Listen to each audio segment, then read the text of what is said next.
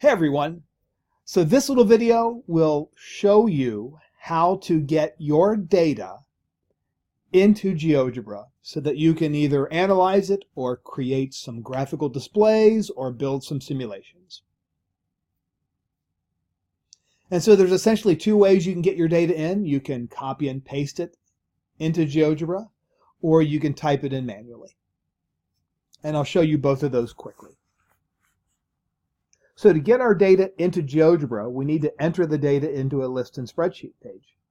So if I go over here to the upper right-hand corner of my screen, direct your attention up there again to the three pancakes.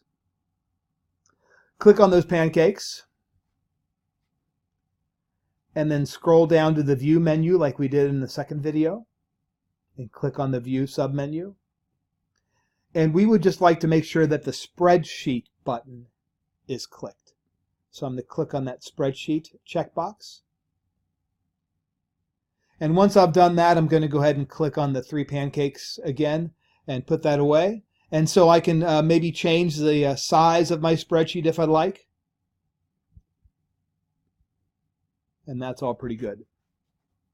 Now, a good go-to place for me to get my data is for one of the books I used in my AP statistics classes, An Introduction to Statistical Investigations.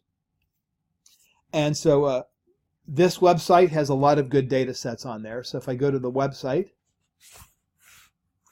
it kind of looks like this. And I think that maybe the easiest thing that we can do is just go to haircut costs. And so there's a boatload of costs on here. And I'm going to so I'm just going to select the numbers. I'm not going to select the cost at the top. GeoGebra doesn't handle that very well now. Though you could copy and paste it right into GeoGebra, you would have to delete it later. And I think it's just easier just to copy all of the numbers. So I'm going to copy all that data and Command C or Control Copy. And then I'll go back to my GeoGebra tab and I will paste that into GeoGebra by Command V. Of course, if you wanted to, I could just type in data, and that may be enough for you to do.